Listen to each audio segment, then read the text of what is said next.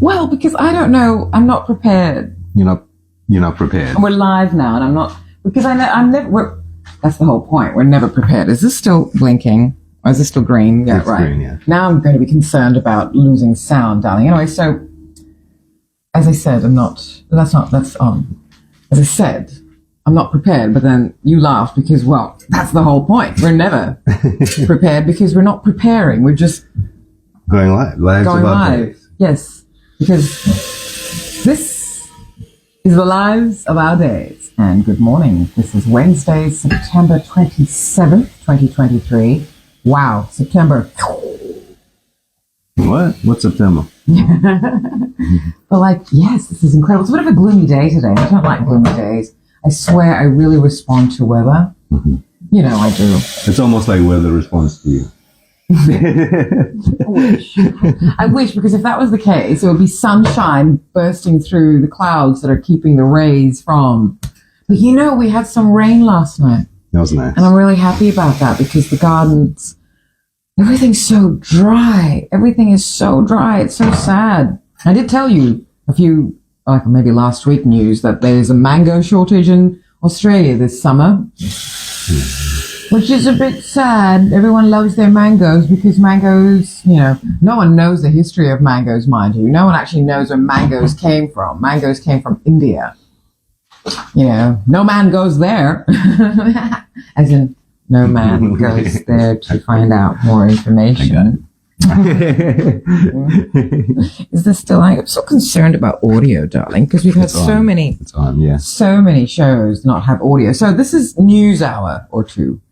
This is the no news hour, but I am going to read some news bits out actually, because that's the whole point. There's no headlines maybe. Well, there's some headlines, but who knows what Cynthia is going to be reading out today.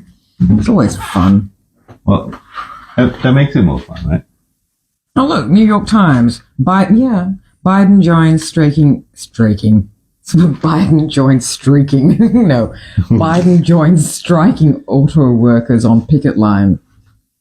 Oh my gosh. US accuses Amazon of illegally protecting monopoly. Duh. They all protect their monopolies. Bill Gates protected the monopoly of Microsoft. They all still have such monopolies. Look at what happens now with software.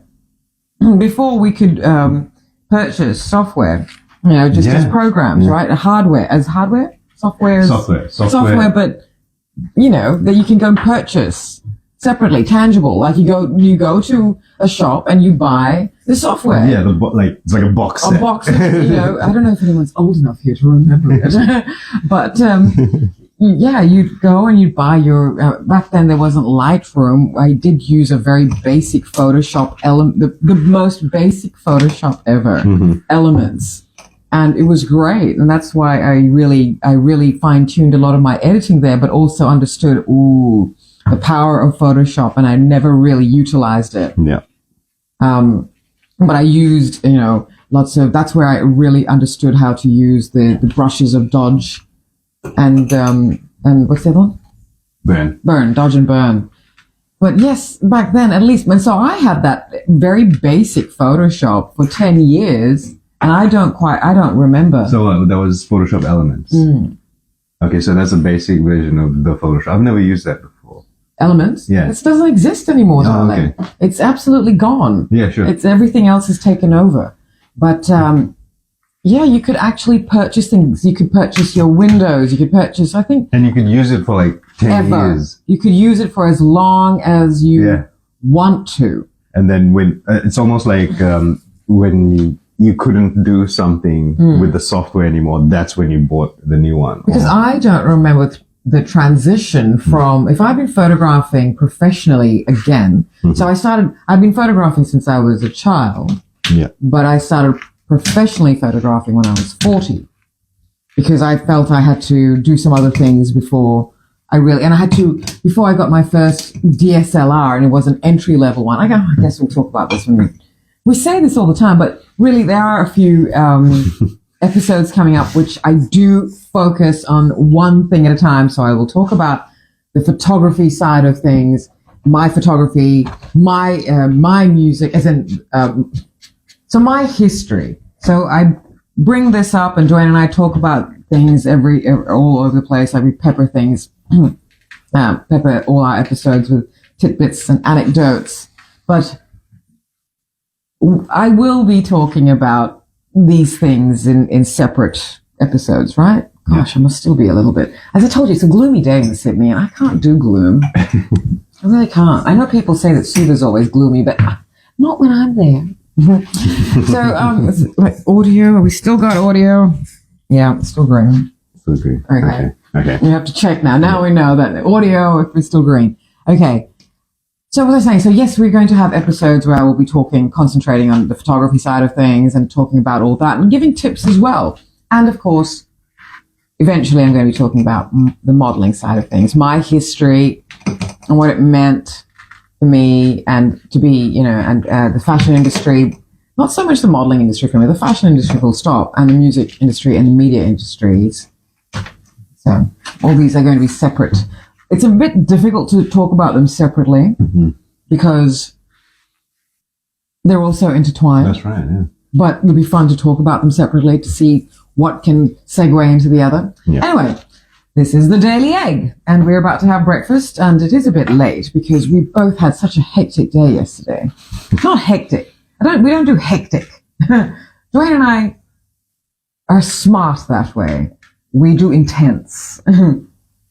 Of course, we're lucky because we get to work professionally in what we are good at and our passions.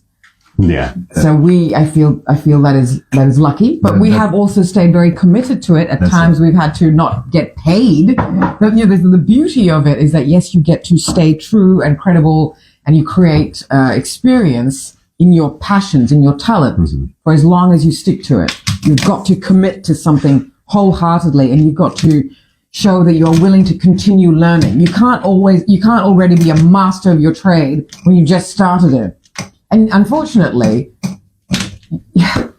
it's up to others to think of you as the master of a trade, right? Right. But, every now and then you do get a prodigy, in a field or something. I know. Why not? Why can't we? The Eurostream, they're so good. I'm so sick and tired of all the messages I'm getting on LinkedIn from all these Euro white people who just cold message. No, I don't want your services. I am a media agency. I don't need your services. Of course, that's thinking like that is what keeps me below the the radar for these people. But I don't really care. I don't need to hustle nor sell myself nor sell my credibility to get ahead. God, I sound so wanky. Like, shut up, yeah. Because I'm complaining about it, right? I'm complaining about it. And then on the other side, I'm like saying, oh, who needs it? On the other side, and then there's the other hand, because I don't know how many hands I have. On one hand, I'm complaining about it. On the other hand, who needs it? On the other hand, I'm saying you do have to kind of play their silly little games because they are so in need of being seen as the most dominant one. You can really... So you're talking about white people emailing. I was telling you a story last night about this girl. I was at the pharmacy one day, and she was with her father, and she wanted a chocolate bar. So she was saying, "Look, you can buy this Kit Kat, right? So I can have one, you can have one." Yes. Sorry. Keep talking. You've got a microphone on, Bella. Oh yeah, that's right. But yeah, and he said no. He said no at the Kit Kat, but she kept asking. She kept going, "What about this one? We can have it." Blah blah blah. But it got to a point where he said, no, if you don't stop asking, I'm just going to buy something for your little sister and nothing for you. But she didn't stop asking. Wow, relentless. She just kept going. And I was just thinking, wow, yeah, this is what happens. And this is the Eurostream. They're relentless. They will not take no for an answer. And now Euro white women are like that, very much so. And unfortunately, at the moment in Australia, Euro white women in the fashion industries are really asserting their selfishness and saviorism. Oh gosh, there's a lot of. I'm seeing this woman who used to be a bigwig, she's like they all, kiss her feet and her ample ass. I shouldn't say that. I'm not making fun of anyone or anything here. I really wish I could rewind that because that is not what I meant about that. but she's one of these people who, there's a lot of these people in the fashion and modeling industry, all right? They will sit there in judgment of, say, the models and the people who are wearing the clothes. They don't look at themselves too closely. A lot of the heads of modeling agencies are big women. And they stand there in judgment of the young girls they take in so that they can make money off them. It's very interesting. Very. Very interesting. Anyway, let's talk about this. So she used to be, but she's in this area of fashion in Australia and I guess the world where everything must be ethically sourced and blah, blah, blah. When I was publicist for Pacific Runway, one of the biggest problems I had was convincing the Eurostream industries to understand that even though our industry people have been around for a while, it's still young.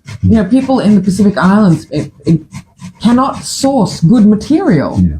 They've got to create from scratch, and this is where Papua New Guinea is really good. And Fiji is good at doing this, but Papua New Guinea is more ahead in how they develop their prints and understand how to use tradition and culture. The arts are supported more in Papua New Guinea than they are. They are. You are right. The arts. This is the big difference with the art. This is why art in PNG is amazing. Yes. It's everywhere and it's beautiful. The museum is beautiful. It's not supported in Fiji. Yeah. Nobody gives a shit about the art in Fiji. Yeah, but that's why everyone does because no one really, because it's not supported in Fiji, the arts. And I digress. I was talking about this for the fashion industry. And because the industry is not supported, arts and fashion is why there's so many little things all over the place.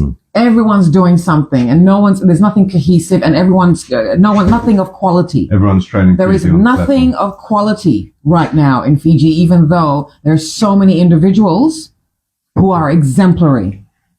There's so many individuals in Fiji who are exemplary, but they don't belong to any platform nor organization that is actually everyone. And all of the platforms are very racially segregated. Indo-Fijians get pushed out. And this is my question. What if Indo-Fijians got together and said, well, we're just going to have a show calling, we're just wearing Indo-Fiji. There are blatant racist shows in Fiji. Blatant. But no Indo-Fijian wants to say anything there because, we get punished. I'm a big mouth. I don't care. And of course, I use my privilege on this. My status in Fiji is a little bit beyond, but I don't ever say, well, I'm bigger than it. I don't ever say that I'm bigger than them and they're all going to. They can cut me off. I frankly don't care. It's their loss. They will all cut me off. As I said, they don't want to hear truths. People ask for feedback when all they want is praise.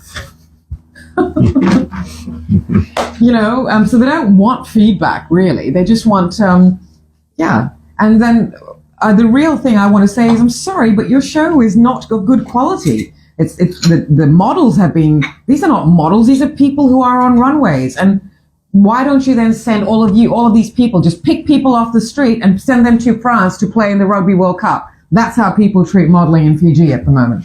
Anybody.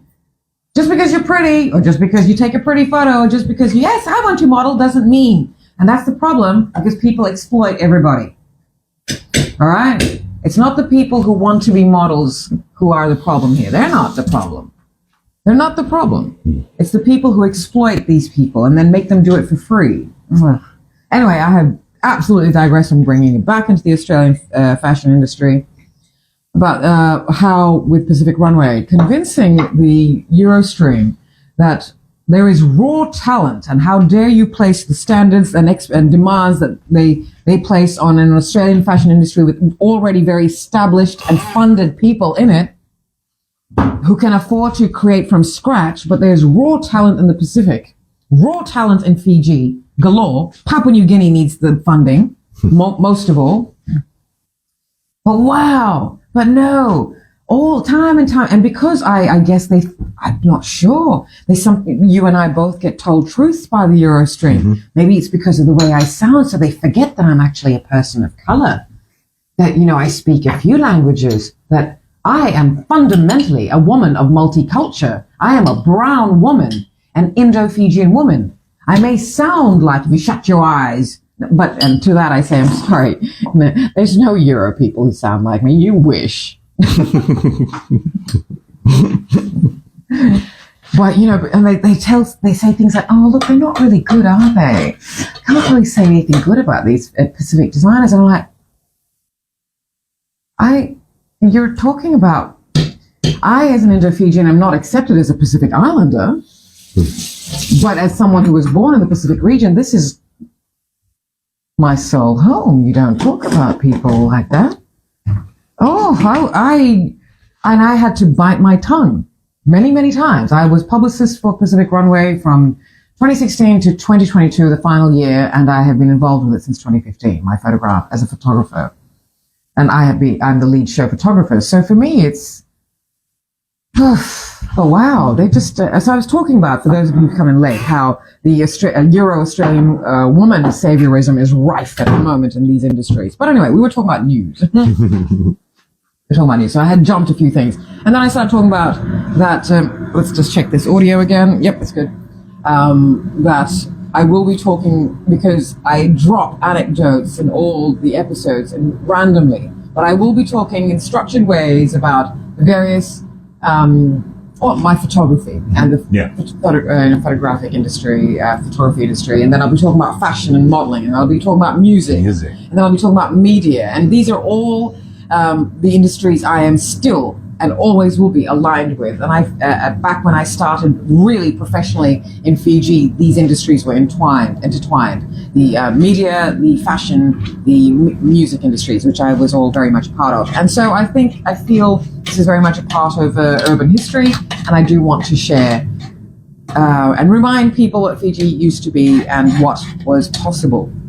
But that's for another time. Right now, we were going to read a little bit of news. True. Oh, by the way, what did I say? What was I going to say? You know, there was a solar storm on Sunday, which really affected. Remember I said to you just a few days ago how our electronics were a little bit like wonky? Yeah. And I had said that there must have been a storm. And sure enough, there was, because the sun is really active at the moment. The sun is always active, but I can't remember the statistics. I can't remember the numbers. I don't like numbers. I love numbers. No, we love numbers. Excuse me. I'm going to sneeze. I'm really concerned about, I don't feel like touching any of these things that may stop the sound. Yeah, sure. But I'm sorry. Bless you. Oh God, I'm sorry. And I just sneezed all over my papers. Sorry. That's too loud. Oh my God. Anyway, so as I'm sure people can still hear. At the height of COVID, I would drown myself in sanitizer. I'm sure people can't hear. Because, I'll tell you why. Is this green still on? It's still on. Yeah. I have been a germphobe from way back. So, wipe the plane down. Yeah, I would wipe the plane down. Mm-hmm. Yeah, everywhere I'd see. You wipe the plane down. I don't wipe the plane down. I just wipe my environment, because I used to have friends who were flight attendants with Air Pacific a long time ago, like in the 80s, 90s, and they would tell me how actually planes were cleaned. And this was back then when there was time to clean a plane properly. But if you've ever seen, I don't really you don't take a Chucks and then wipe, I don't know, wipe the floor and then wipe the table. I don't know. I'm just saying that I'm very particular. So when I travel, I wipe down everything. Way before Naomi Campbell made it popular, apparently, during COVID time, she went viral because she was wearing a hazmat suit. And she's so desperate for fame. I can't get over how these people are so desperate for fame. I'm not a fan of these supermodels in this current era. I loved them. I still do. I love the supermodels of the Eurostream. And really, they're the original supermodels. But looking at them now, it's like, why are you so desperate to look young? My God, that's not what makes you a supermodel. The fact that they're supermodels means they can age. They can just age, because they're always going to look a certain way. And I know, that's another thing I want to talk about separately. I have talked about that, and I might talk about that outside of the Daily Egg, which is the breakfast show, and it's supposed to be the news hour. I'll get to that.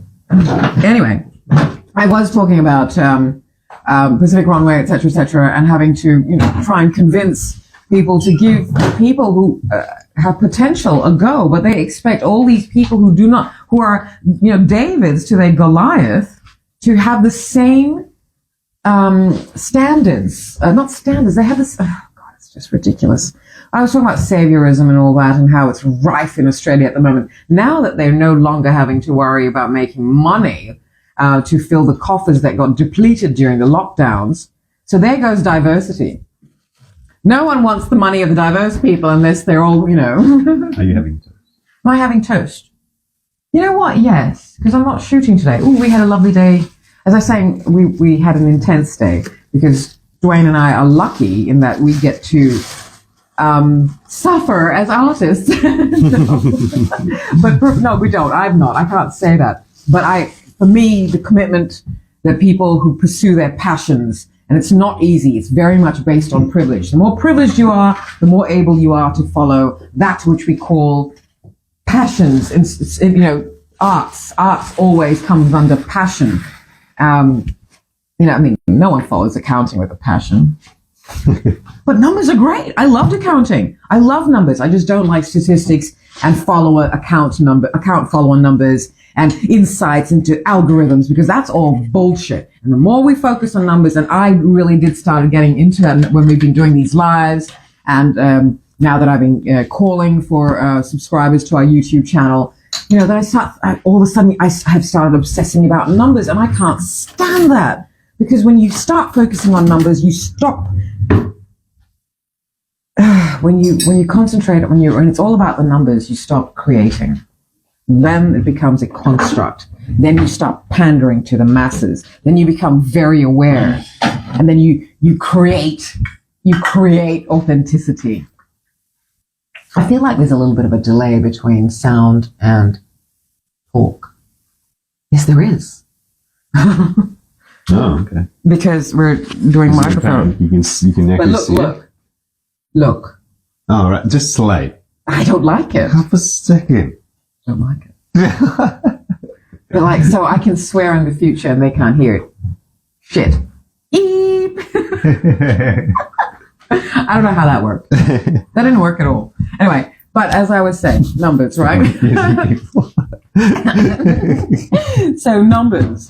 And that's why I have been lamenting the fact that I keep losing account followers, because I guess they were just there to lurk, and I've never ever been different to who I am, to what I am, and how I've always been this, but now I don't know. And I was getting a little bit upset because I thought, I don't want to lose account followers. I don't, go out of my way to gain account followers. I certainly don't hustle for them. I don't do hashtags or any of that thing, which considering the industries I'm in and my career and what I do, I really should be, because art requires audience. Mm-hmm. Otherwise, it's your heart work, and you all artists of all genres are channeling something, and it comes outside of all of us to give other people pleasure. So this is why I don't, we also don't rate, your art, what your idea of art is maybe somebody's idea of what the hell was that? Yeah, absolutely. So, yeah. But art always brings out a feeling. Absolutely. Makes people feel something. Absolutely, because that's the whole point of it. Even if you hate it, that's a feeling. We're all created to be able to provide something that all of humanity needed, so that we could all be complete. And so, each one of us has got something for purpose and to give. Anyway, I have, as per usual, digressed. Chung, chung, chung, chung.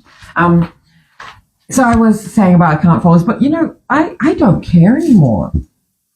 When I say care anymore, I don't care anymore. I'm not being nonchalant or insouciant or I don't care. It still matters. I still care. Why am I losing them in droves now? And then I realized, maybe that's saying more about them than what it's saying about me. Because, look, you may not think I'm right, but I'm not wrong in what I'm saying. it may not, I'm not saying that what I'm saying is the way, is the only way, is the right way. The facts of, this is this, and this is the way. No, it is a perspective that perhaps is, and of course I'm not here to give advice, and he does not give it. It's a motto of his, do not give advice. Unless asked, and even then you're like, I don't know. And you, to me, are the one who should be. You are the one who doesn't assert your ego nor your emotions onto other people. So people love talking with you. Not with, they love talking, and then you're there. All of these friends of yours that love hanging out with you, they know nothing of you because they don't bother asking other people. They don't bother asking you what you're like.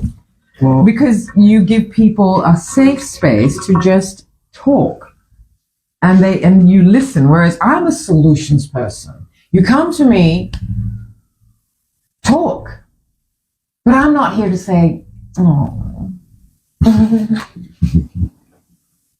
I'm a solutions person. I've been feeling really shit about that my entire life, and just recently because I've been so transparent about my trauma and all that, I have been, talking about it with other people. And so I just recently, a few months ago, had an incident where somebody was then told, people are so free with their trauma, but they stop there. As I've said before, and I'm going to continue saying, people assume that just talking, just being open about, hey, I'm wearing red again. I don't know. Just being open about your trauma and saying that you're on antidepressants and you're going to therapy, that doesn't mean you're healing. Or you just, well, it does. I can't, because there's a, look, I don't know. Do whatever. Yes, that's right. At the end of the day, do whatever. Everyone knows their own bodies, True, but without fail, every single person who has now, has become aware of my 50 years of suppressed trauma and all that stuff, and depression and PTSD and ideation, blah, blah, blah.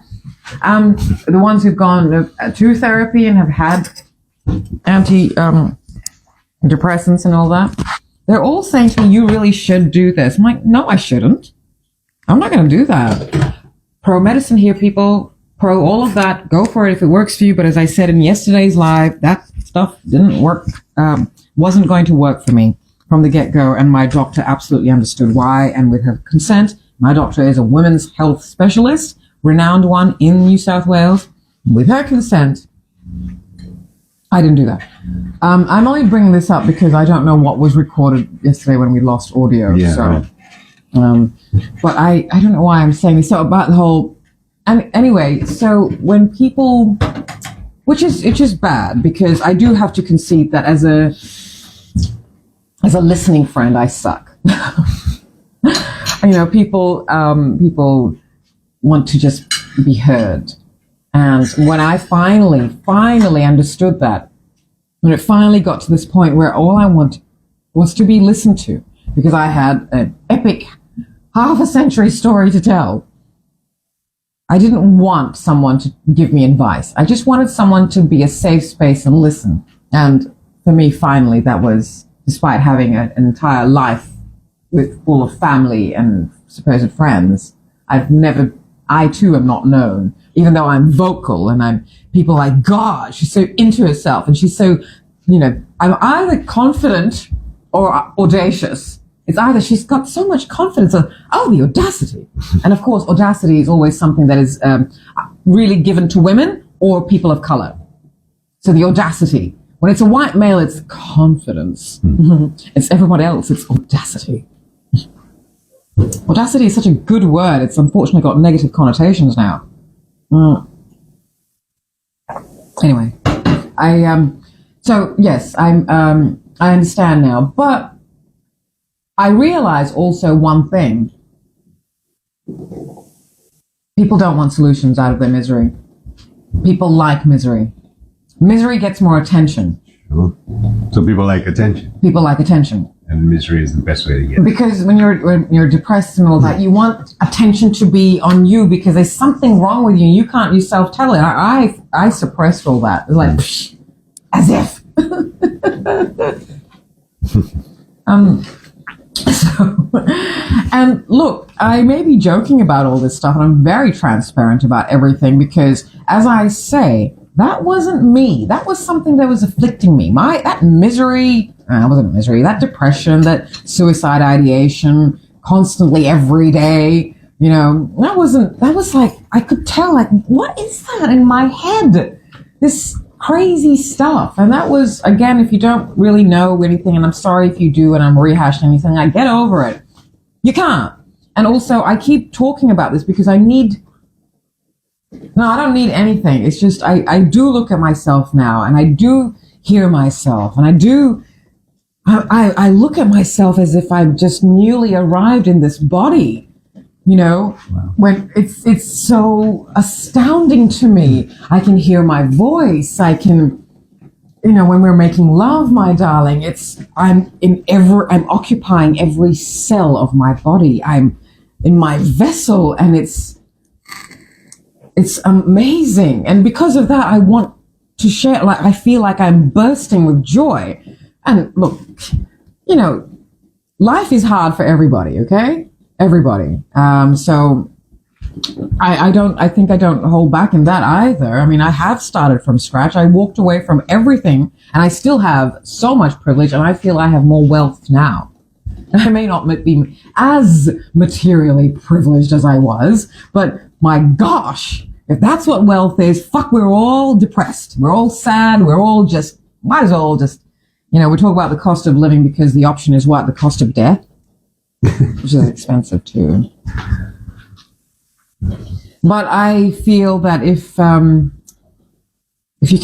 can convey that, look, all that stuff affects everybody, and you can still thrive through it. You don't have to all of a sudden then just get cold and depressed. And that's a bigger story. That's a bigger thing I want to talk about. And I talk about it a lot on our podcast. I have talked about it on other lives, and I because I pepper each live with so much, is why it's a bit difficult. It's almost like you've got to watch every single one to figure out where the hell any information of use is. That's not true. I don't mean to make it sound like it's all just this big chaotic, hour or 2 or 10 of information. It's not quite that. This is the lives of our days. This is our breakfast show, which could be brunch, and depending on how we feel, maybe an afternoon breakfast show, depending on when, but it's the daily egg. Breakfast is the first meal of the day. Sure, because you break your fast, depending on when, but we break our fast in the mornings. So if you eat lunch, is your first meal of the day, is that breakfast? Yes. Right, sure, first meal of the day. So the daily egg. And the lives of our days, we are unscripted, unscheduled, unedited, unadulterated, but never unhinged. There's a lot of structure in here, but I will structure it more, I assure you, because I don't plan anything. I'm not good with scripts. I like to just open my mouth and talk, and it's like, yeah, we know. So, going back to why I do keep going back to the trauma, etc., is there's an alternative. There's another way. There's perspective.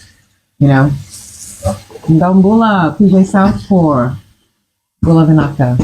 Thank you for joining us. Thank you. Good to see you. So it's where was it? So yeah, just so that's why I keep talking about it. So people, it's not sympathy. It's God, not sympathy. It's not pity. It's not sympathy. Hello, there is nothing to be pitied here. Okay. Yes, I may have experienced whatever, but that stuff all forged me. My trauma does stem from, and I'm very open about this. My trauma, the things that happened to me, and again, I'm sorry, if you've heard it before, you're like, here we go. Here she goes again. But, okay,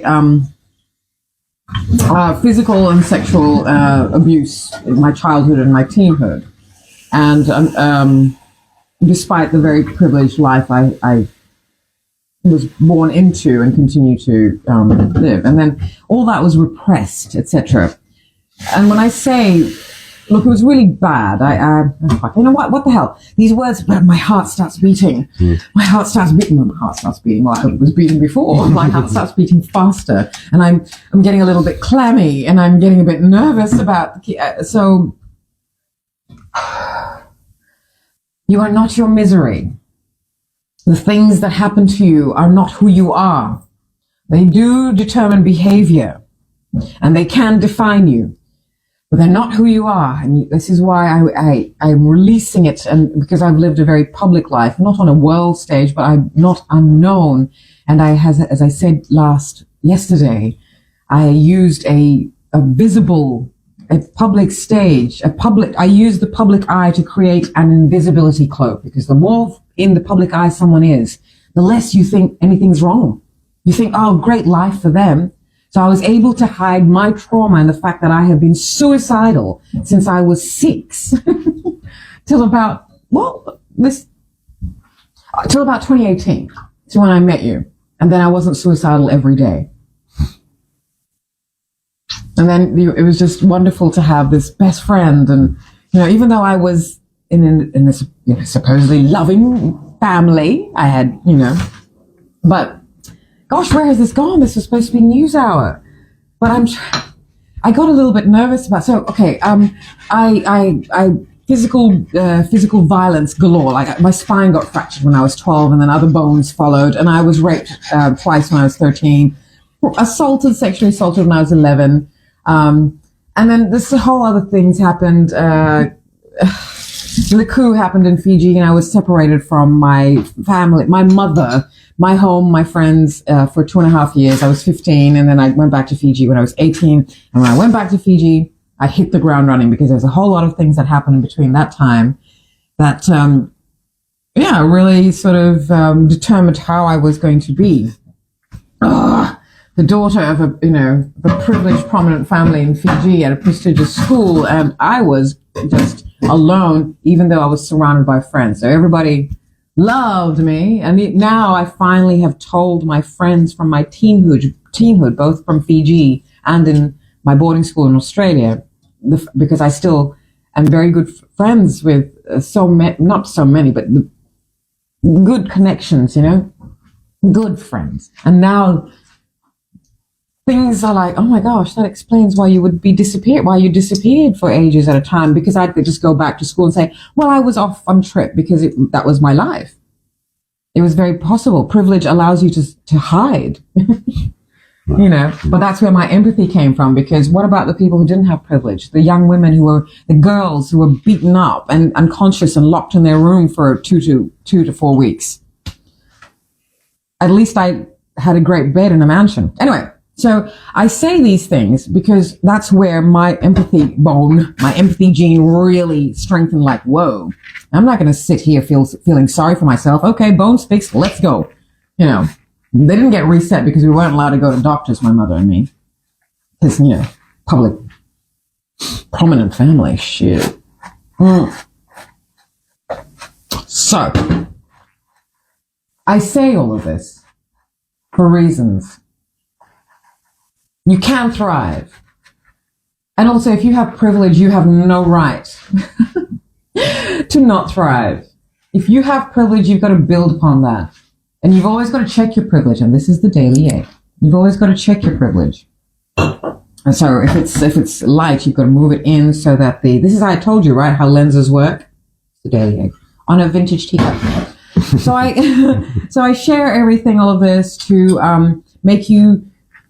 not make you do anything, but I don't know. I'm lost for words right now. I hope that the words I say, because I'm always like, do this, or be like this, or be like, I'm not do. I'm just saying be like this. Human being. This human is doing so that we can all be human beings.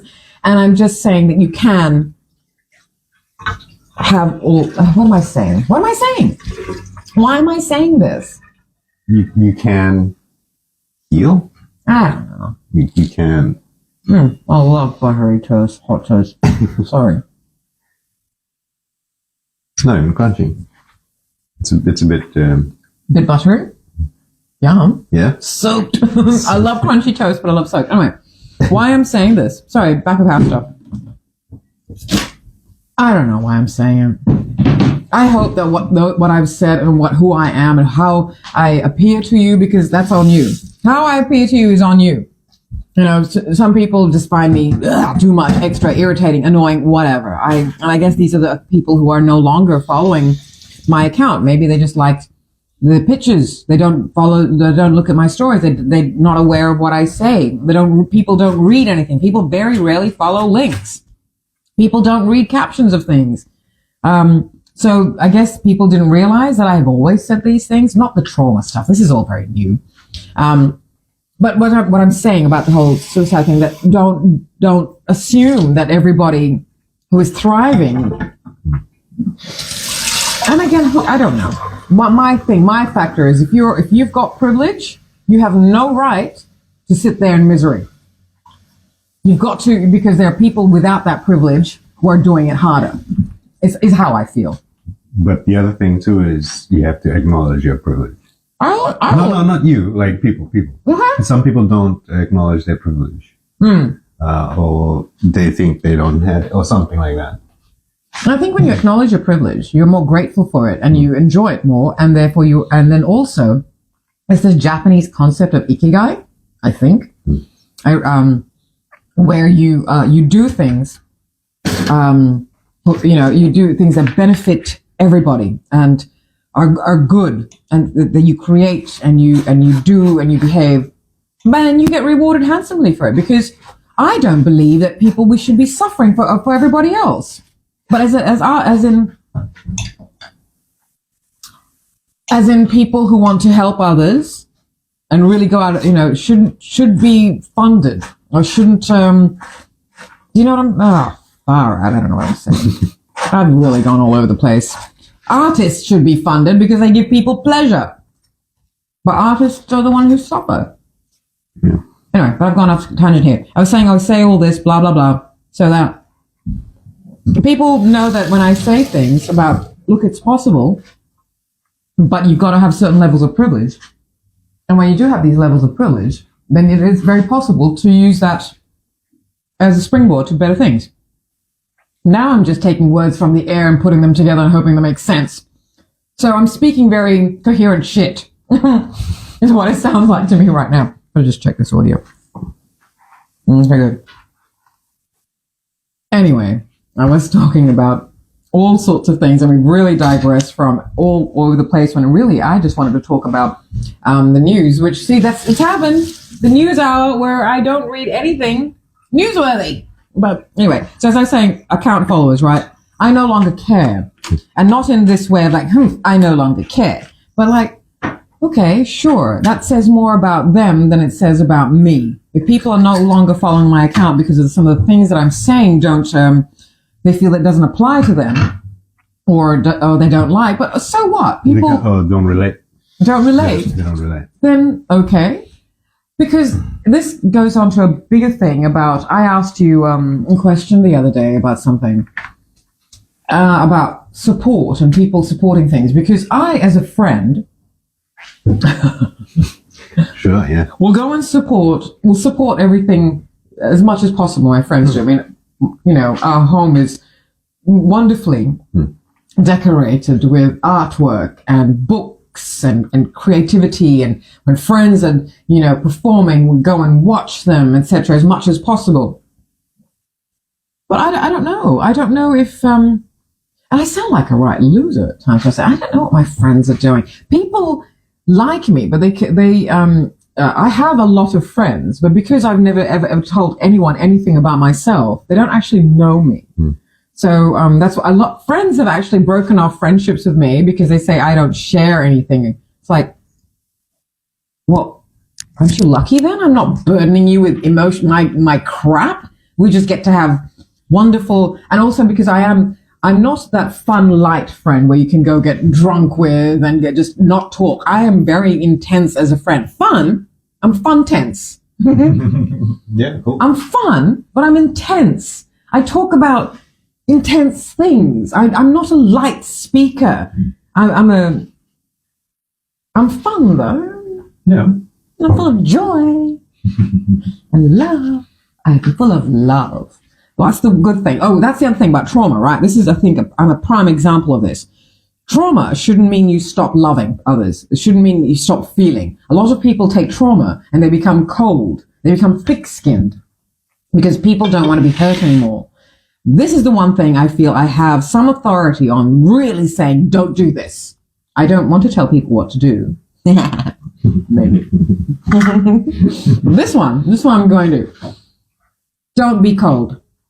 Don't be thick-skinned. It ruins you. It destroys you and you alone, not anyone else. Yeah, sure, if you have power, and you get to a position of, the reptile Rupert Murdoch, then, who looks like one, doesn't he? Then that coldness, that rejection, because look at him, poor thing. If really, without his squillions, he's insignificant. Without his ability to destroy other people, what is he? And he's 92, miserable because he keeps divorcing. Because really, I'm sure his wives get a look at his old white male ass and go, no, I don't want that in my life. But they're the ones he divorces them. And I'm sure there's a stipulation there with Rupert Murdoch that he has to be the one who divorces his wives. Because his wives are all hot, young, disgusting. Like the one before the current, Jerry Hall is a supermodel of the 80s. Gross. I can't believe she married him. But she's now a multi-millionaire because, and the one before that was a Chinese woman, Wendy Deng. Well, she didn't, and she's I think he's 283 and she was about 25 when they married. Well, we were talking about the intelligence of beauty. Does that count? So, No. This is not this case. She traded her vagina for security. Well, Melania Trump. Traitors to women. How well is she living now? She's not with him anymore. Nope. But she didn't become well off because a stupid woman, unfortunately, she had an affair that went a bit public. The rumor is that Rupert Murdoch's fourth wife, I think, 1, 2, 3, 4, something like that. Third, fourth, I don't know. Wendy Deng, the Chinese one. She had an affair with the next British Prime Minister. And Rupert Murdoch's News of the World used to tap all the phones of everybody. So he found, and so his ego couldn't take it. It's his ego that has destroyed the world. Old white male and their egos are destroying the world. And they're the ones who get that focus, and they're already usually born into money. And then they think, well, I have everything. Why am I not? But sometimes they don't actually have, maybe they're just unattractive. Really, everything does boil down to sex. Rupert Murdoch probably got rejected in his youth. Because have you seen him? He's an ugly little toad. I'm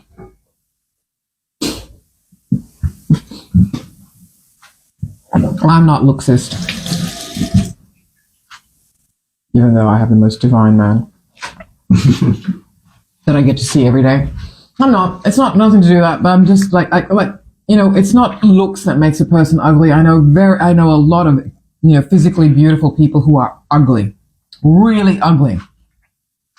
Anyway, we were talking about something, and now I can't remember what it was, because that seems to be the theme of this show. Rupert Murdoch. Yeah. Sorry. And what about him? Anyway, I can't remember what I was saying, but it was all that. So I was talking about news, and obviously that's not going to be it. So I was talking about Wendy Deng, blah, blah, blah, blah, blah, blah. I don't remember. So I'm saying this thick-skinned stuff. When people become thick-skinned, unfortunately, thick-skinned people generally tend to, what they call themselves thick-skinned, and then they become cold, and then they hurt other people. When you hurt other people deliberately and not feel anything from it except some sort of pleasure because your itch has been scratched, yeah, no, you're not good. You should just really, and I suppose, why waste oxygen? If you hate people that much and you need to control people that much to gain some power, or, even if you don't have that kind, even if you're not at Rupert Murdoch level, right? Even if you're just an ordinary citizen, but you want to get your power by hurting other people, you're wasting oxygen. So this is my thing about do this. Don't be cold. So don't do this. Don't be cold. Don't be thick-skinned. Be emotionless. Like you. Don't be a dick. The only person Duane's not... So Duane's emotionless, right? But that doesn't make him cold. He's warm. He's congenial. Everyone adores. Immediately, he makes everybody feel absolutely comfortable. You're getting shy, sweetheart. Absolutely at ease and comfortable. But when I say he's emotionless, he doesn't take on other people's, so he's never angry, and he's never, he doesn't assert his ego. He doesn't, so it's emotionless means he just takes people for how they are and doesn't assert his own self in it. But he's all his emotions are meant for me. All the good ones. Don't tell us to get a room. This is our place. So, and I had developed occasional moments of being cold, because every time I knew I was about to get hurt, I'd get cold, even though I had truly, truly, truly created for myself this, don't be thick-skinned, son, here, regardless of what's happened to you. And I made this decision the first time I got raped. I'm like, okay, don't let this affect you. I was a virgin. And I had just, I wasn't going to let it affect me. And I sat, we had a, big garden. I remember sitting in the garden. I'm going, okay, weigh up the consequences. You tell your mother, she's just going to be more deeply upset and also a bit annoyed because I had snuck out of home. Look, home was hell in a mansion. Gorgeous, privileged life, but fucking hell.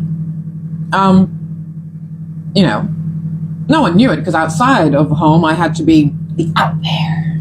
So I'm here. It's cool. I loved it. Don't get me wrong. Oh, I'm not looking for sympathy here because, look at me now. How you like me now? How you like me now? That's a good song. I like that song. I just feel that if I didn't go through the things I went through back then, I wouldn't have found out who I am, because I really, really looked at who I am then.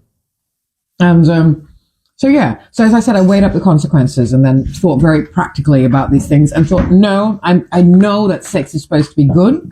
It's unfortunate that I'm so young, but I had been assaulted when I was 11. I was sexually assaulted when I was 11, right? So I knew that grown males have got a problem. How can you find an 11-year-old, a 10-year-old, and an 11-year-old sexy? That's a disease. And unfortunately, I'm not going to get into that right now, but pedophilia is a disease. And it's not so much that it's like when people murder, they, plot.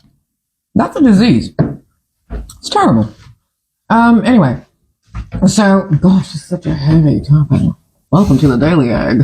This is where we talk about not so light stuff. And you watch somebody stuff her mouth. And usually my husband's either stuffing his mouth there or stuffing his mouth there. Or we like, everyone likes to eat, but we eat healthily. Mm-hmm. We're trying to. Yeah, and everything in moderation. Yeah, right? absolutely. Eat the cake. How boring is life if you don't eat that stuff? But don't make cake your focus. Anyway, so as I was saying, so I had to weigh up consequences and stuff, and I realized then also blah, blah, blah, blah, blah, blah. I didn't want to be cold. I wanted to be full of life and love and joyous, and I didn't want to hurt other people. My supposed best friend, because she was suffering from postnatal depression and she was a massive alcoholic too. There's no such thing as a massive alcoholic. You either are or you're not, and she is still. She tried to kill me in around 1998, around that time. So that was the last straw for me, and I was like, well, I'm cutting all ties with this crap. What's wrong? Nothing. I'm just making a list. Okay, so this is just some of the crap. So I'm saying, what am I saying here? I'm saying that you can't allow these things that happen to you to make you cold.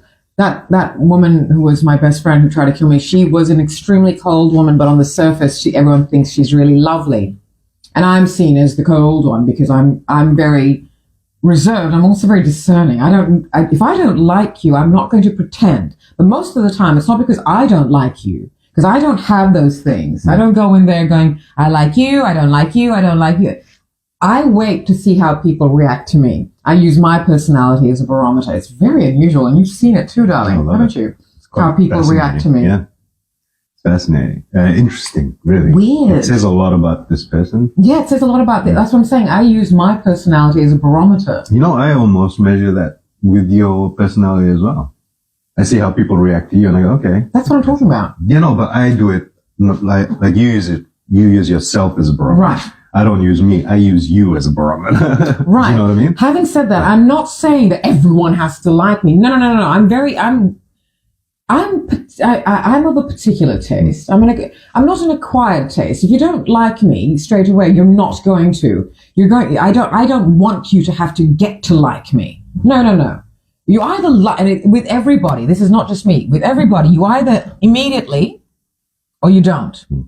That's just works for me. I guess I don't know how it works for arranged marriages, actually, because a lot of arranged marriages end up, lasting. Yeah. So I don't really know. Maybe it works for that. And people have to, but chemistry is chemistry. And again, with these arranged marriages, if that chemistry isn't actually there between now in modern day India, for instance, where arranged marriages are the norm, but not always, not all young Indian people. It's just that, I know young Indian people in Fiji who've done it. They've just gone, yeah, sure, why not? Can't find anyone here.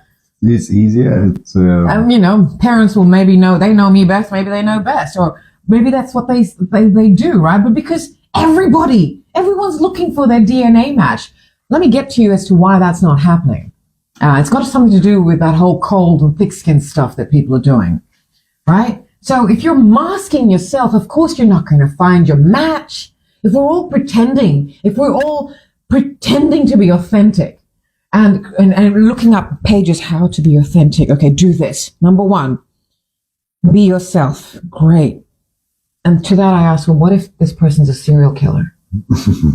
Don't be yourself then. But that's what I'm saying. You have books on how do you think. Anyway, so I don't expect people to like me, but how they react to a personality like mine is what I'm saying. So you can admire, you not even admire, but respect each other's, usually people who immediately don't like me, then try and trample me in some way, try and cut me down. And, I don't know. It works. And it works for people. Yes. People don't have time to go out and date and all that shit. So for me, that's, sift through the but crap. having said that, I really do believe that even if the arranged marriage thing happened, there's still a bit of like, well, you're all right. Sure. Yeah. Because I have asked, and there's this show on Netflix that we watched, I don't know, wedding arrangement, marriage, matchmaking, something Indian matchmaking, something. Everyone hates it. Made in Heaven? No, not the actual Oh, show, right, that doco. This reality TV show. Anyway, it's amusing. Everyone hates it, particularly in India, because it's the same old tropes. But there's some truth in these things. And one of the truths I'm seeing is that the people who do get arranged, it is about connection anyway. They do have to find something that connects them before they agree to the arranged, Indian matchmaking. That's it. Thanks, Aradhana. Before they, and I feel that okay. And this is what Tinder and all this stuff is for. I'm really happy that I'm not part of this, because my friends have told me stories about, and because, oh God, that's the other thing. Males have such a wealth of choice, and this is why they're being apparently such assholes, because the women who are my friends who have told me some of the things that they have had to experience through Tinder and all this stuff, and even through matching, some of my friends they're like, drop dead gorgeous, so many of my friends, drop dead gorgeous women, and, intelligent and independent women. And good at what they do, and they have so much trouble with guys.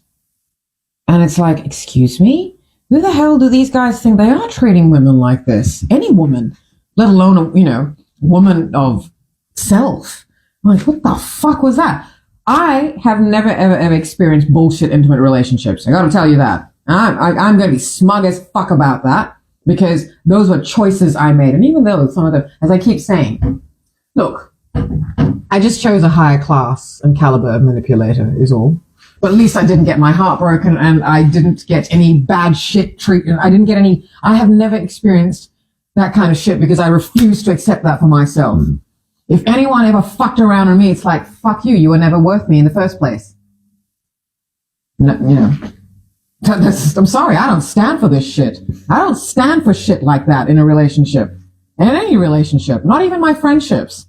You do not disrespect me like that. I don't disrespect. If you do, there's always the good thing about friendships and good relationships, intimate relationships that start off from being best friends, is that you do respect each other enough to tell the truth and always be transparent. Duffy said that her parents were friends. Yes. So the compatibility. Yes, and inbuilt compatibility. Beautiful. Absolutely.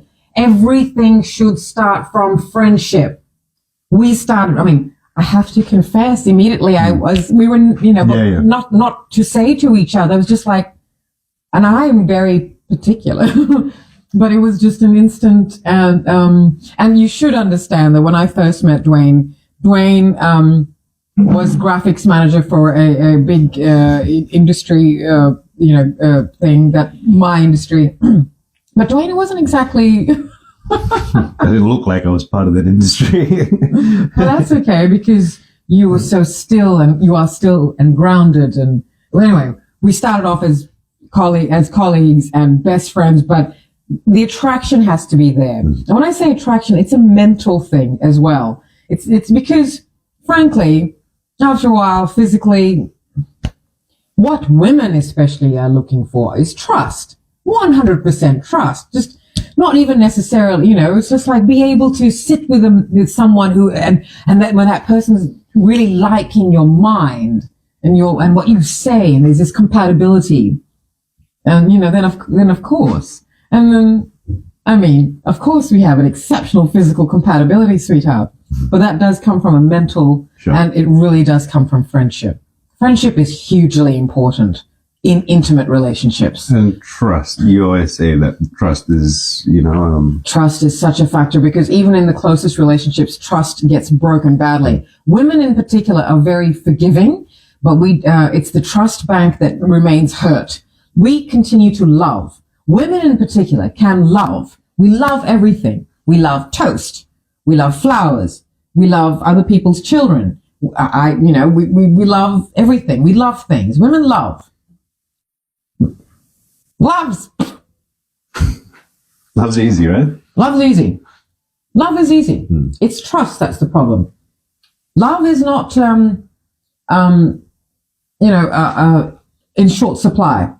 And friends, when you're with friends, like you can get love there and a group feeling, a warmth of like, okay, we're not alone. So there's love.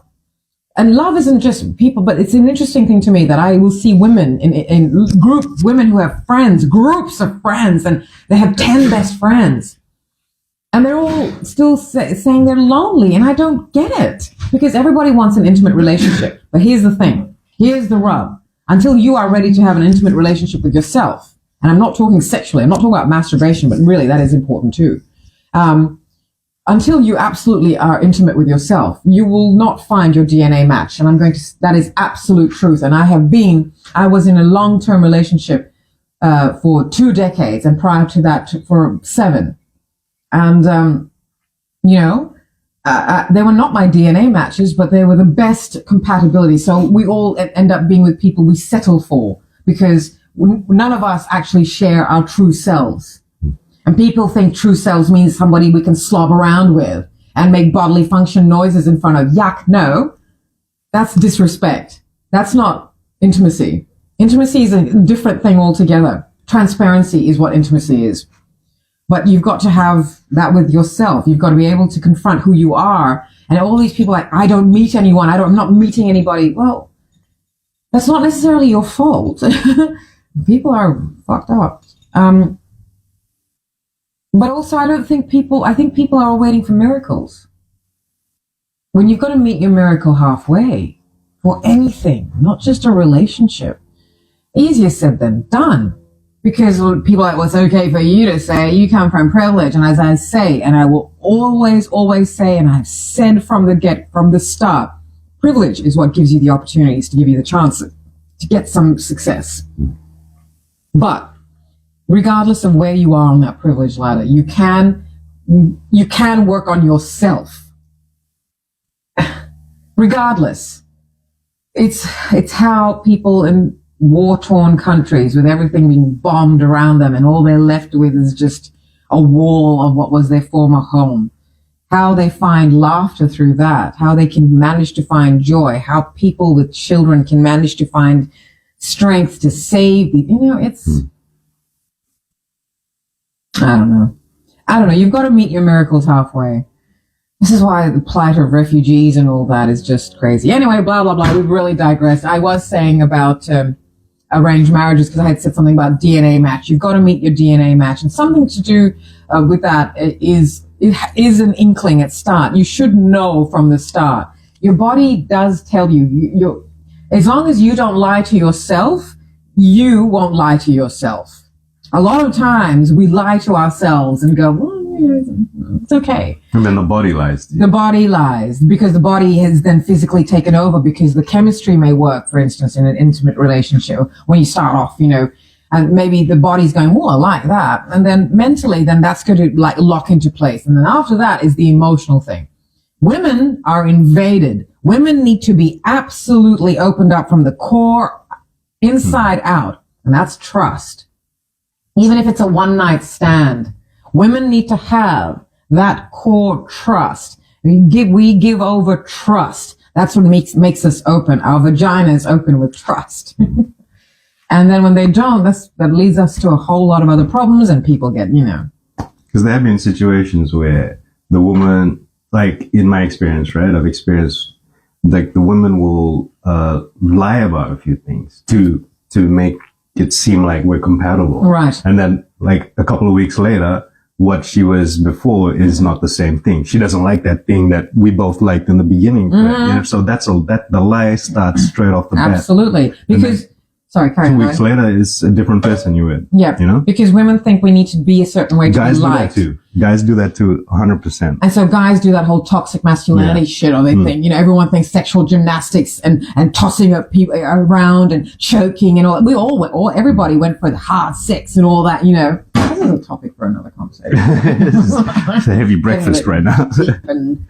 deep and in, But that's not. Everyone's so numb. And this, I briefly dropped masturbation into it. And even the things that, women are needing to get off, to get some release. The orgasms that women are having now, and I'm going to say men and everybody, non-binary people included in this, and my apologies for making it very binary when I talk in my language, but it is everybody, non-binary, binary. Everyone is so numb. And that's why our minds are getting, that's why the rise of the gross pornography. I would take a fucking fire torch or something to the pornography industry. I want to burn it all down because it stems from Euro-white lack of identity, lack of core, anything. And then unfortunately the Euro-white woman, because they've been prepared to do anything, they've made pornography industry should have always been, because we're visual. Human beings are visual. So by calling it pornography, we've diluted and denigrated and made it something disgusting. We're human beings. We're visual. We like seeing beauty. Lovemaking is beautiful. So when it's in art form, it's beautiful. But it's been diluted and made so dirty. God, we really have gone all over the place here. But intimate relationships, friendships, DNA matches, no one's finding them. So all these friends I know who have got groups of friends are all still, and also, I don't know. And I think you only know when you know. I don't know how else, but I hear people complaining about this. I hear people saying there's no one good out there and people are looking, but when you're looking, I don't think people are looking from their authentic selves. They expect people to come and save them. They expect these miracles to happen. So they're just going to be their cold, thick-skinned, cells who, oh, look at that beautiful bird. Bin chicken. That beautiful bin chicken. Oh, look at that beautiful bin chicken. If you're Australian, you'll understand ibis. Here are called bin chickens. But anyway, I've now completely digressed and completely forgotten what I was going to say. So this is well because we do have to go. Tune in next time for another load of things that I say. Tune in next time for the news. No news. Oh, there was some news. Look, everyone's waiting for a miracle, but nobody wants to work towards that miracle. Nobody wants to put it, the work it takes. I can smugly say that because, well, I did. I did. From that moment, I sat on the steps when I was 13 and went, okay, well, I've got to work towards this. I was a bit perplexed when I got raped the second time by a friend's older brother. He was in his 20s then. And I was just like, I didn't ask for this. I said to him, I didn't ask for this. Didn't care. And after that, I thought, okay, well, I have a real choice here. I could hate all men, or I could understand some things. So I set about, I'm not going to talk about it here, but I set about to really make sure that that wasn't the case. But I set about to recognize toxic masculinity. And I set about to recognize something in me. Like, okay, I have a choice here. I can become a victim. I can hate sex. I can do a whole lot of other things. But I made a choice not to. So I met a miracle halfway. And then as I grew up, the miracles I met halfway were born from my privilege. Like if I was given this much privilege, I was not going to sink into my fucking trauma. Fuck, hell no. Excuse my language, but you do know this is a show of it's for mature people only. So yeah, I did know. So I made those choices, but it wasn't until when I say 2018, I was 47. And a whole lot of things happened there. My beloved mother, and she is the reason I actually had the trauma damage. Not anything that happened to me. It was what happened to her and that I was witness to. At 6, I had to save my mother from being killed, from being murdered. I had to physically drag her away from that.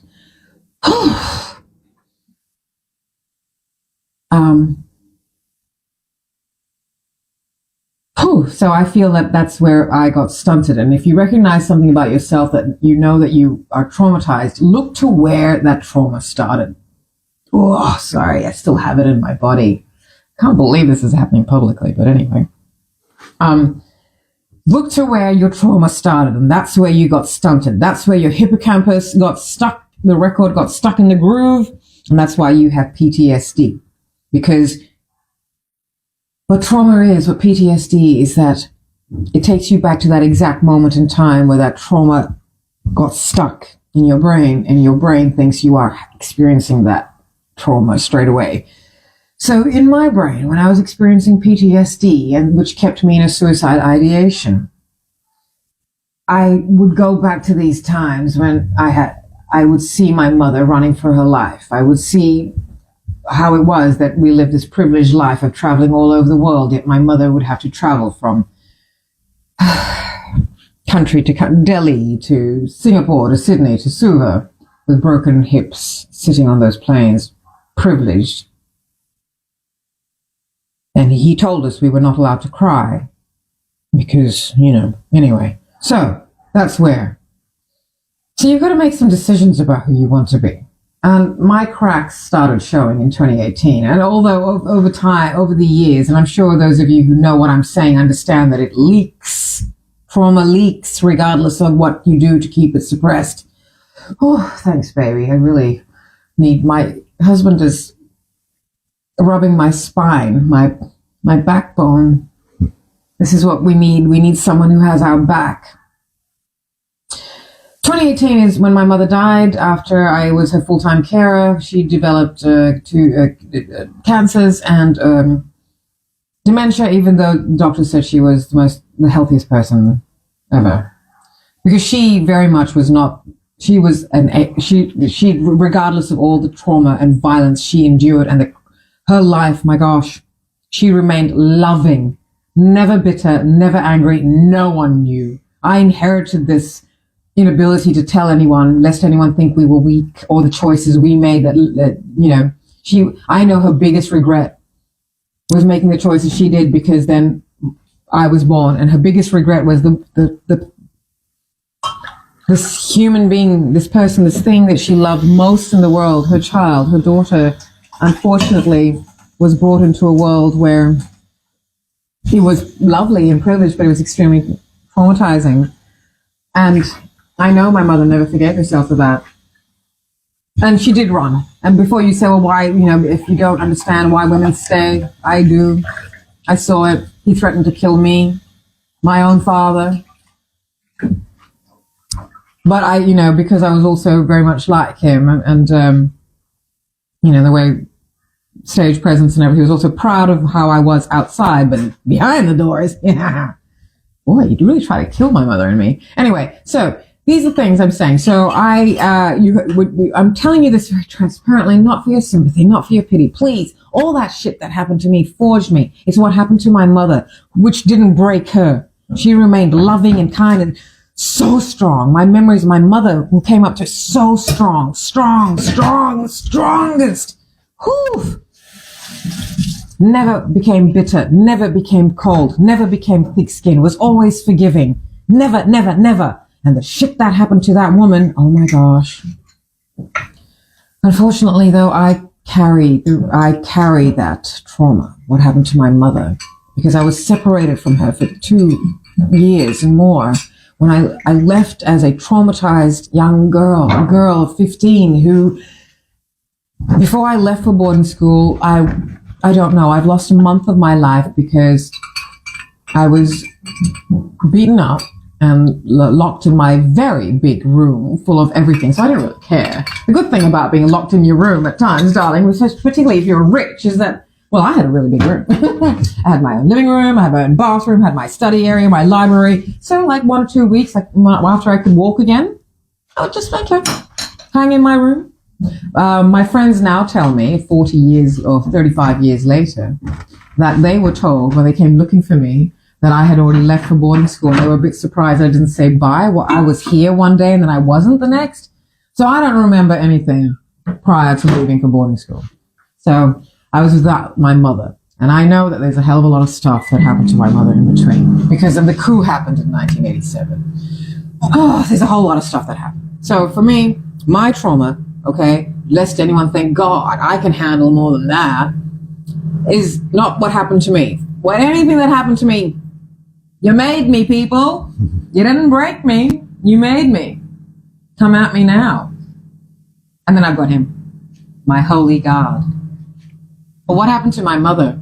She loved my father. And the thing is, I know I was born from love. I know because my mother and my parents had a great sex life. I know. And I've come across their letters to each other. It's so full of love and passion. And then I think, how can this man do this? You say to me, that man, what he did to his own daughter? He broke my spine when I was 12. I talk about this very freely. And you know what's really annoying? What's really annoying out of all of this? I think about my father and I think, what happened to you, man? That made you so brilliant and charismatic and dynamic and beautiful. What an incredible man he was. But fuck, he was messed up. Well, whatever happened, we always say people still have a choice of who to be, who they choose to be. Everyone has a choice. My father chose to be a certain way. He was dynamic. He was incredible. And I hate that I'm just ruining his legacy because he did a lot of good things. But what he did behind the scenes, he took out his rage on my mother and me. So whatever trauma he was suppressing that fueled him to really achieve levels of success he did. An Indo-Fijian man, doing what he did to succeed. I mean, and at the levels he did, to the point he got an absolute product of colonization's privilege in his daughter. This Indo-Fijian girl was brought up in England and India and back in Fiji in privilege because of my father. And then he had the right woman next to him. My mother was, an it girl, not a party girl, but not in 1950s, 1960s, 1970s Fiji. No, when they met in the 1960s. No, but an it girl. And so he needed her. But it makes me think what was going on with my father, what happened to him when he was young, because he was cold. And he was thick-skinned because he endured a lot of racism. All the white people of Fiji would put him down, this Indo-Fijian man. And they'd, start off with one line of Shakespeare, and my father could recite the entire soliloquy, the entire sonnet, the entire play and book. So I have there's a lot when I think of my father. I do have rage when I think of him.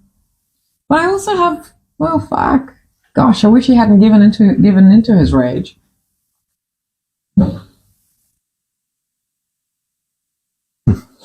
Thank you, Aradhana. Dakini, her Instagram handle, has just written a nice thank you. I do talk about this very freely because I think everyone needs to. It's not about me. I'm telling you my story, but it's not about me.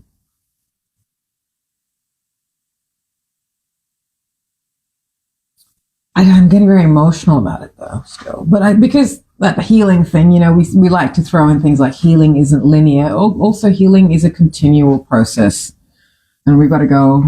Just looked at the time. So, as I said earlier on in this conversation, I am going to be talking about these things in structured ways. And I think that this is a conversation that I need to have in a structured way, that it's not just thrown as an anecdote in today's Daily Egg or tomorrow's whatever, because it is very emotional for me.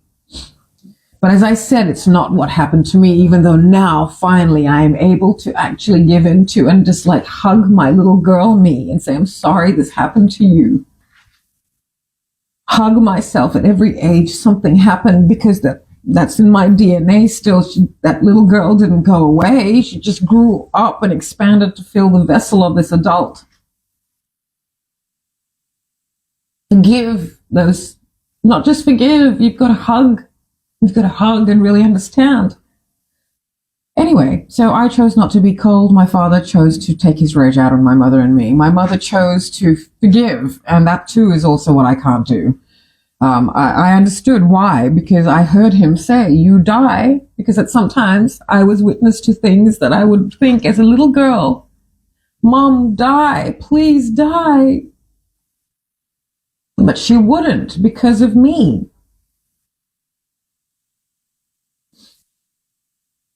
Women, man.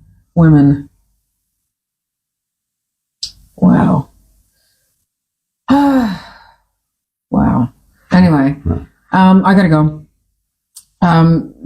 Don't be thick-skinned. Feel everything. Build a core of steel is what I developed, is what I said I was going to do. I was going to be a core of steel. Nothing was going to break me. My father, when he did break my spine that first time he hit me, which started the, few years of it, of regular beatings, because now he had 2 places to take out his rage. Wonderful mansion. No one could hear our screams. And we stopped screaming a long time ago.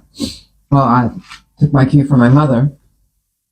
My mother literally put her life on the line when she came in between, because my father would not be him. Even when he was normal, when he's not in rage time. Look, he was a very charismatic, magnificent man, but, for show a little. We were still quite scared of him. And I know that it makes you very angry, my darling, when I talk about him because, well, he's dead. Yeah. And it doesn't matter. I'm me, and I have you, my bestest friend. But it's, yeah. My father is an interesting man, and I have talked about this on our podcast, and I have actually forgiven him. I haven't forgiven him. It's just like I don't have anything to forgive. It's like, oh, fuck, you're a weak shit, aren't you? But thank you for the life he gave me. Thank you for everything else. I really appreciate it. It's what he did to my mother, that if I ever have the luck of being in a different realm where these things happen, but again, not for me. It's you got to move on. You've got to be able to forgive, though, in order to forget. And that's why I have to forgive. You've got to forgive, because you can't forget otherwise. And you can't just carry, when moving on isn't about suppressing. It's about confronting, going, oh, well, you don't matter to me anymore, actually. You're just, go away. And that's how you move on. You've got to confront yourself first, unfortunately. Anyway, okay, got to go. Confronted everything. I will talk about this.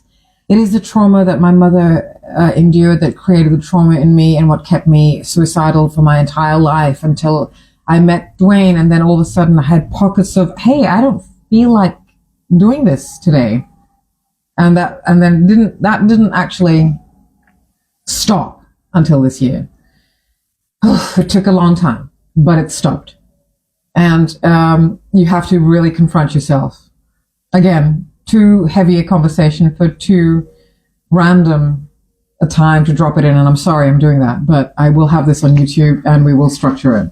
I will structure it and I will talk about it because I think, as Aradhana has said, it is a very important conversation to understand. Because what we have to also understand is, why are we also traumatized? Why do we take it out on others? What's going on? Why do we keep this inside? Why do we think we've got to just soldier on through it all?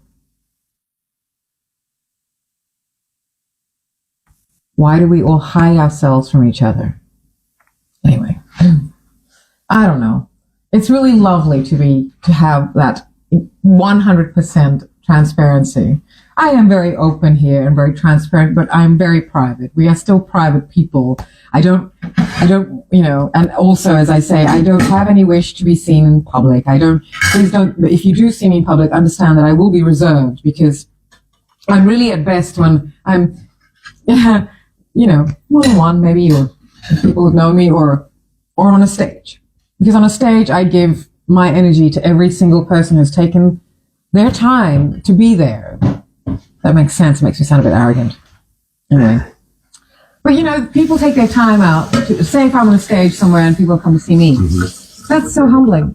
Sure. And that's, in that regard, I will then, even if they're not there to see me specifically, and I happen to be on that stage, that people are sitting there and waiting, I will look at every single person as much as possible in that audience, because the individuals matter to me.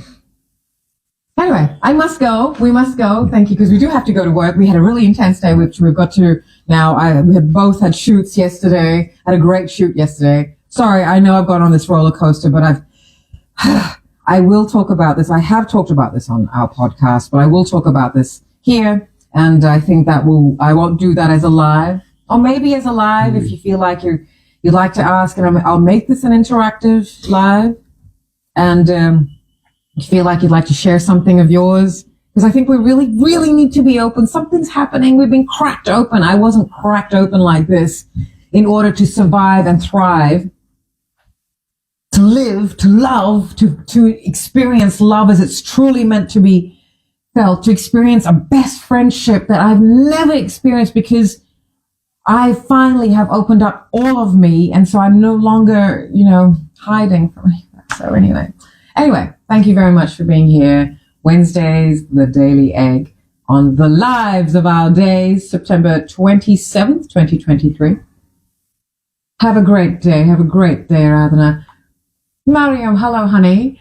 So everyone's coming in now. It's good to see you. I don't usually read the comments as I keep saying, but I always end up reading, because it's so lovely when people write these comments.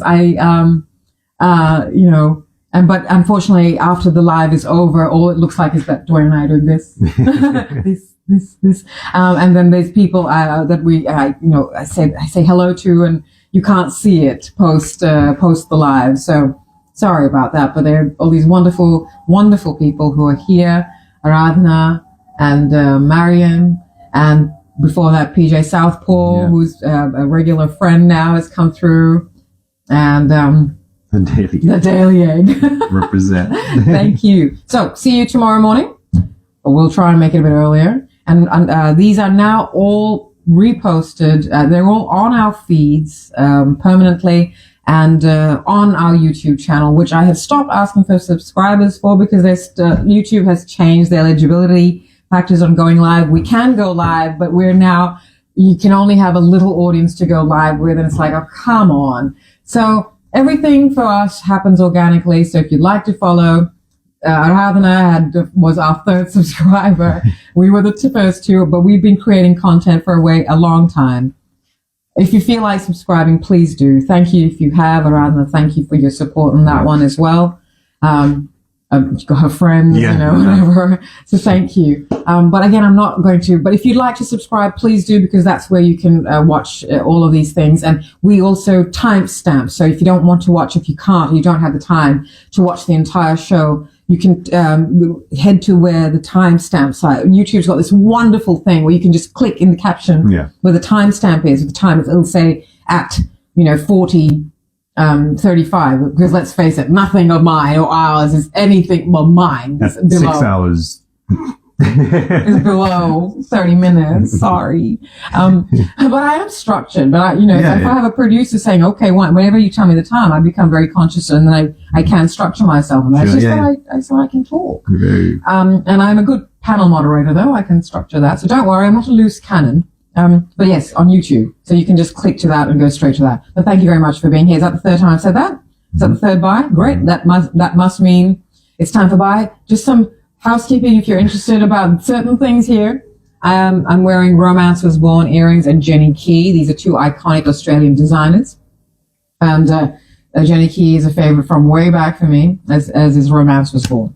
I don't usually plug designers unless they are from Fiji and Papua New Guinea and the rest of the Pacific, or if they're Australian-based, ethical and sustainable, small, regardless of the racial grouping or country or origin. But I do love iconic Australian designers, and Jenny Key and Romance Was Born are art forms for me, so I do collect them. Anyway, that's it. My husband's walked away, and now we're going. Thank you very much for being here. We'll see you tomorrow on Thursday for tomorrow's Daily Egg. Bye.